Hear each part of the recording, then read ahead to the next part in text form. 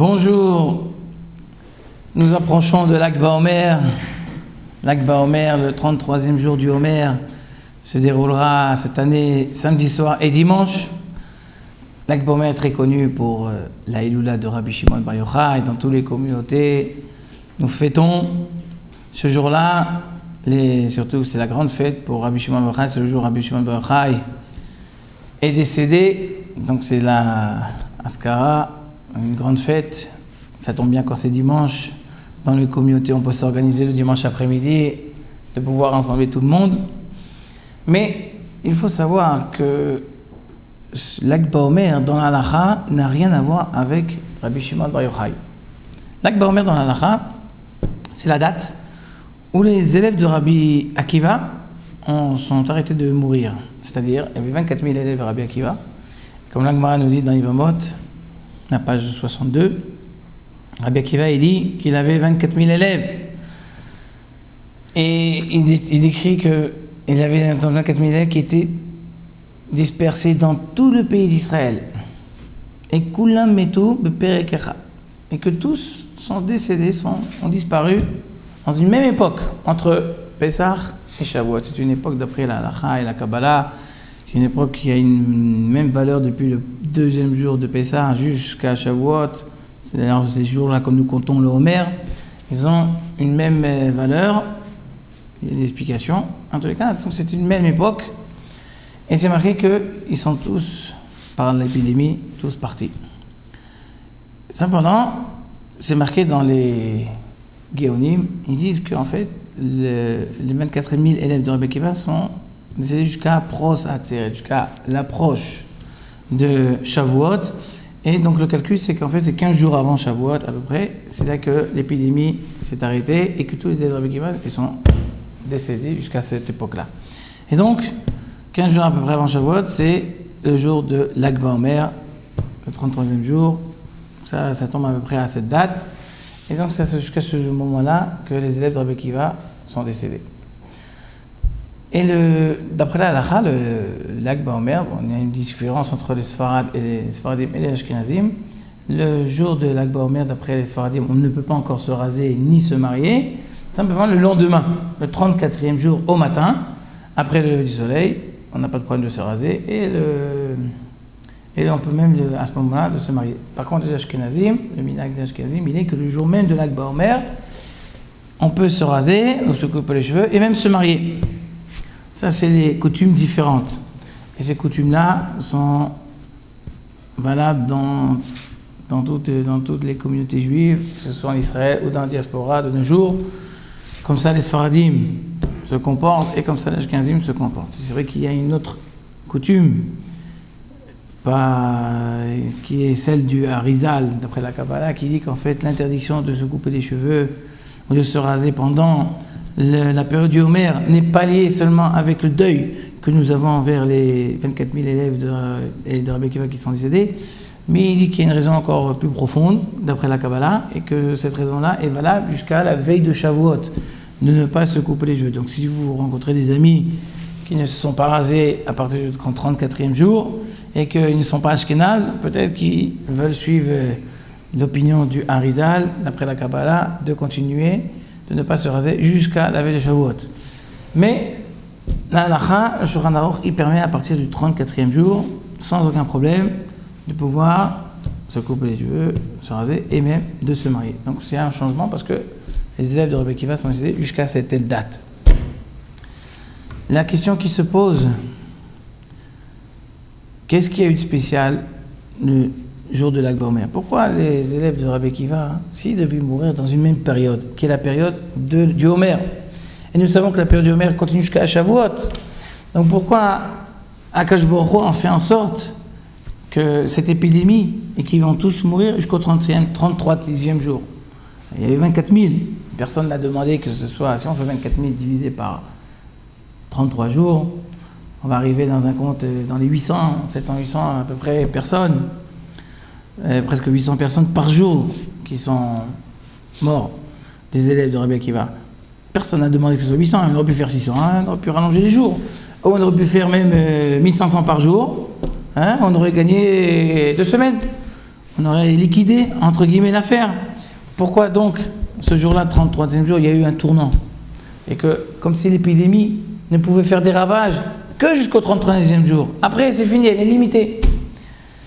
C'est vrai que dans les livres de la Kabbalah, ils expliquent que ce jour-là, d'après le conte du Homer, vous savez que le conte du Homer, il va par rapport à tous les mondes plus hauts que cette terre, d'après le calcul ce qu'on appelle des sphirotes, tout l'enchaînement de la création du monde et comment le monde se déroule depuis la décision céleste jusqu'à l'application sur terre.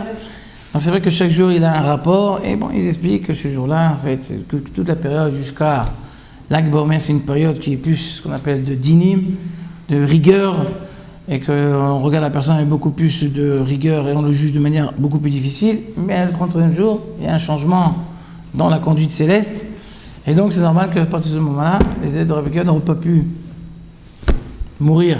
Ils auraient eu la miséricorde, ils auraient pu rester vivants. Donc en fait, c'est pour ça que c'était limité dans ce temps. Que la Midat Hadin, que la mesure de la justice forte a pu pouvoir œuvrer rien que dans cette période. On avait une force que pendant cette période. Mais dans le Midrash, nous voyons encore une autre idée, la particularité du jour de Lag BaOmer.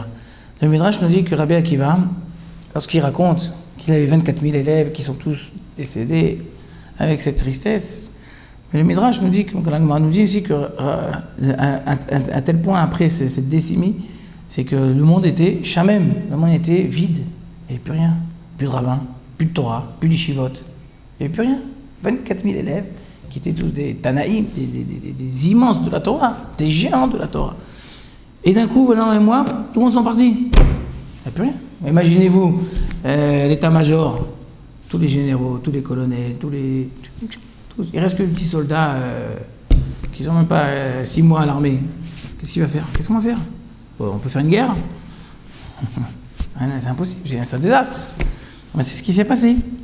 Jusqu'à que le Midrash nous dit que Rabbi Akiva est venu 5 élèves qui étaient dans le sud, qui sont Rabbi Meir, Rabbi Yehuda, Rabbi Shimon Bar Yochai, Rabbi Yossi, et Rabbi Nechemia. Et la Gemara nous dit qu'à travers ces 5 élèves-là, Rabbi Akiva a pu remettre la Torah dans tout le monde entier. Et le Midrash nous dit qu'il était particularité du jour de Lag BaOmer. C'est que le Midrash nous dévoile quelle est la raison, ce qu'on appelle l'onagu kavod zazé, ce que la Gemara nous dit que les élèves de Rabbi Akiva ont été punis parce qu'ils ne donnaient pas assez de respect l'un vis-à-vis de l'autre. Alors, le Midrash nous explique c'est quoi ce manque de respect l'un vis-à-vis de l'autre. Ce n'était pas de l'insolence, comme on pourrait croire. Un jeune insolent, il manque de respect aux personnes âgées.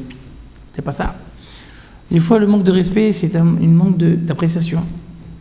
On peut être poli, mais on n'apprécie pas vraiment l'autre à sa vraie valeur.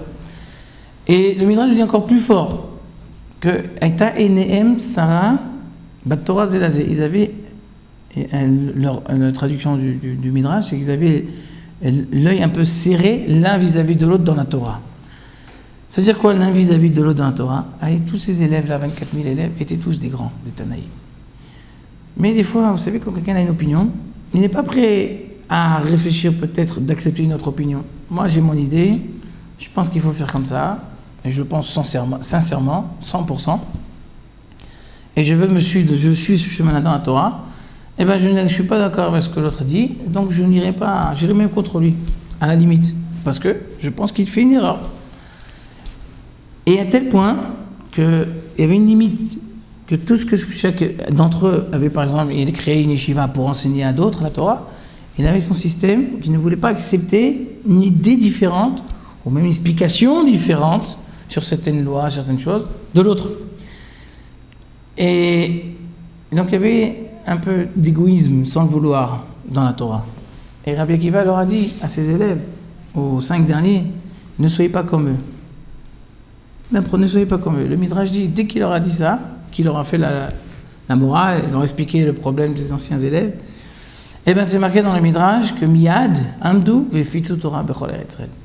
Dès qu'ils ont entendu ça, ils sont partis, ils ont enseigné et développé la Torah dans tout Israël.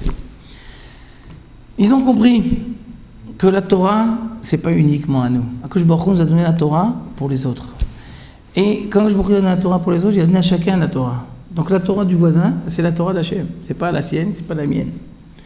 C'est pas que moi maintenant je suis le porte-parole de la Torah d'Hachem. Non, nous sommes tous des porte-parole en fait. Et chacun il a son idée qui peut compléter l'un et l'autre. Et donc c'est pour ça qu'ils sont partis, ils ont été d'enseigner la Torah partout, de faire profiter à chacun. Par contre les élèves de Rabbi Akiva, comme ils n'étaient pas d'accord l'un dans l'autre, donc ils s'occupaient plus de critiquer, plus le chemin, l'idée de l'autrui, plutôt que de développer vraiment la Torah. Donc ils étaient dans des conflits, ils n'étaient pas dans l'activité positive. Et non, c'est vrai que ce conflit-là, c'est pas un conflit, comme on peut le dire, débat politique. C'est un conflit vraiment, ils étaient les Shem Shamaï. Ils allaient vraiment pour l'amour de la Torah. C'était une erreur dans leur approche. Et cette approche-là est négative, c'est pour ça que je ne les ai pas laissés dans ce monde. Parce que le développement qu'ils auraient pu faire aurait été très, très négatif et désastre. Et donc c'est pour cela, ce jour, d'après le Midrash, on comprend apparemment que c'est ce jour de Lag BaOmer qui a eu ce tournant dans la conduite. Dans ces 5 élèves-là, ils ont fait un tournant dans la conduite de tous les élèves de Rabbi Akiva. Ils ont changé, ils ont été de manière positive et de développer et de faire propager la Torah partout. Donc en fait, le jour de Lag BaOmer, il y a eu un changement. Et la Torah est revenue dans le peuple d'Israël. Donc c'est pas seulement une date limite de l'épidémie, c'est qu'il y a eu un changement. Ils ont compris l'erreur. C'est pour ça qu'il y a eu une épidémie et que malheureusement nous avons perdu ces 24 000 élèves. Ils ont compris l'erreur, ils ont su comment changer pour pouvoir donner la vraie Torah à travers le peuple d'Israël. Et ça, c'est l'approche de Shavuot, surtout que les jours de Matan Torah que nous recevons la Torah d'Hachem. Donc c'était vraiment lié l'un et l'autre. Et c'est pour ça que ce jour de Lag BaOmer, il a une valeur d'après la halacha. Parce que c'est le jour où la Torah est revenue dans le peuple d'Israël. La Torah telle que Akadosh Baruch Hu l'aime, qui est une Torah qui est pour nous tous, et chacun qui dit quelque chose dans la Torah, il rajoute dans la Torah d'Hachem, n'est pas en contradiction l'un vis-à-vis de l'autre. Et c'est comme ça qu'on comprend que chacun, il vient, il rajoute, il n'y a pas de... Dans la Torah, c'est pas comme dans les affaires, il n'y a pas de rivalité, il n'y a pas de compétition, nous sommes tous pour un. Et lorsqu'on comprend ça, donc en fait la Torah se développe. C'est comme un fleuve qui déborde et qui va partout. Et qui donne de l'eau partout et qui fait profiter tout le monde. Alors voilà, je vous souhaite une bonne fête. N'oubliez pas d'allumer les bougies pour Rabbi Shimon ben Yochai et tous les tzadikim. Et à bientôt.